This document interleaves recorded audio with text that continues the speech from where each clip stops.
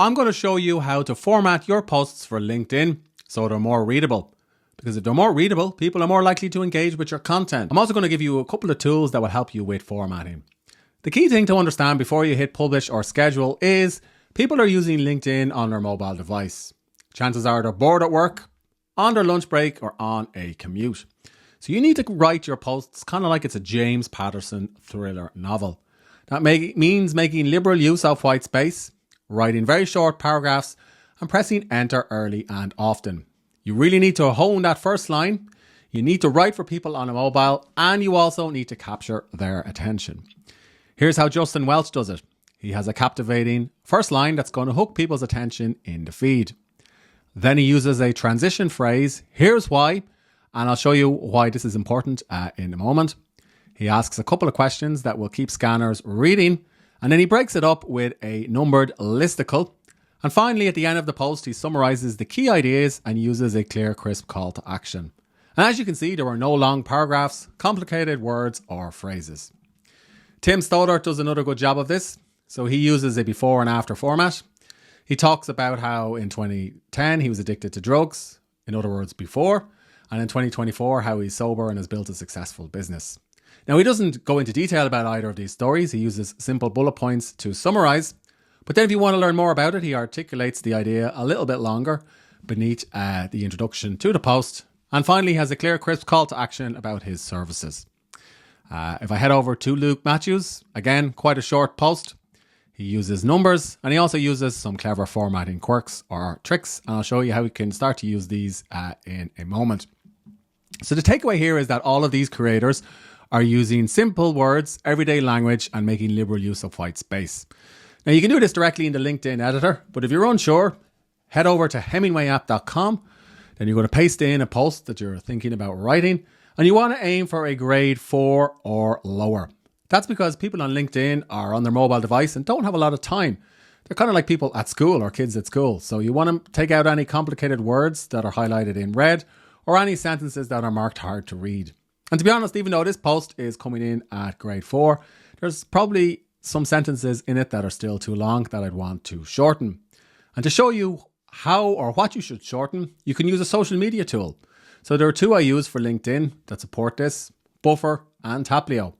I like them because I can preview what my post will look like on a mobile device. So if we go back to Justin's post, the first 2 lines are the most important 2 lines in the post. So in this case, I can see the first 3 lines in my post before LinkedIn inserts see more. So I really want to hone the first line and make sure I've asked a question that encourages people to click on the see more button or keep reading my post. And doing just that will help you improve your engagement. Now you will see that I've used some numbers here as well.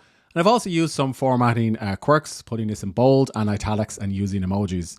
And lots of creators do this. Luke Matthews does quite a good job of putting stuff in italics and using emojis as part of his call to action. Now I know it could be a little bit tricky to figure out how to format your posts in LinkedIn because when you go to write a post, there's no option for adding bold, italics or emojis. So you can head over to Unitext Styler. So if I take an element from my post, I'll show you how it works. If I head over to babelstone.co.uk, which is where Unitext Styler exists, I can paste in the post and then I can highlight some of the text and then I can put this in bold or I can put this in italics. And then I can copy it to my clipboard and I can put it back into my social media tool or post it directly on LinkedIn. And that's basically how you can format your posts for the platform. Now, if you don't fancy using Unicode Text Styler, you can do this directly in Taplio. Buffer doesn't support this yet. Another option is to use Grammarly. Elsewhere in the channel, I have some detailed tutorials and reviews of Grammarly. But suffice to say, you can paste your post into the web editor and then it'll give you a score. It'll tell you the character count and word count, which is useful if your post is too long. But what you're actually looking for, again, is the readability score. So in this case, the higher, the better. And then you can use the 4 different reports here to simplify your post. So you can do correctness to fix grammar errors. Just remember that sometimes you will deliberately, insert a grammar error, such as a short sentence or a transition phrase to keep people reading. So this is just simply a recommendation and not something that you need to fix. And you can also look at clarity to find clunky words and phrases that you could potentially rewrite thanks to the suggestions from Grammarly. You'll notice I haven't talked about hashtags when formatting posts.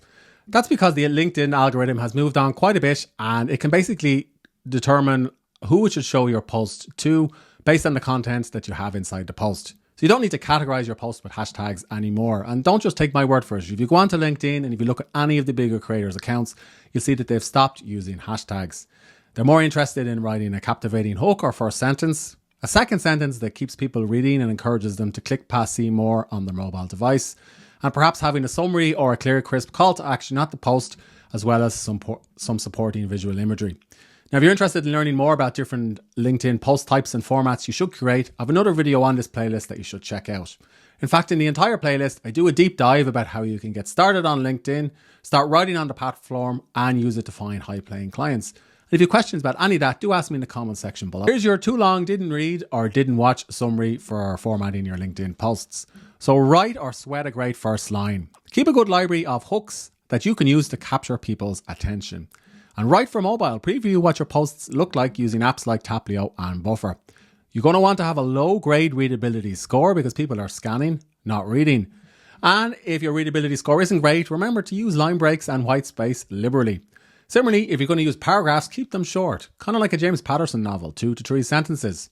And you can use emojis and formatting tricks to draw people's attention, to keep them reading, and also to break up your post. Numbered lists and bulleted lists also work quite well. If you're going to do all of this, remember to use white space liberally. If you're going to use all caps, I would say do it sparingly or perhaps never. And always include a clear, crisp call to action at the bottom of your post. And generally, it's best practice to put the link in the comments rather than on the post itself.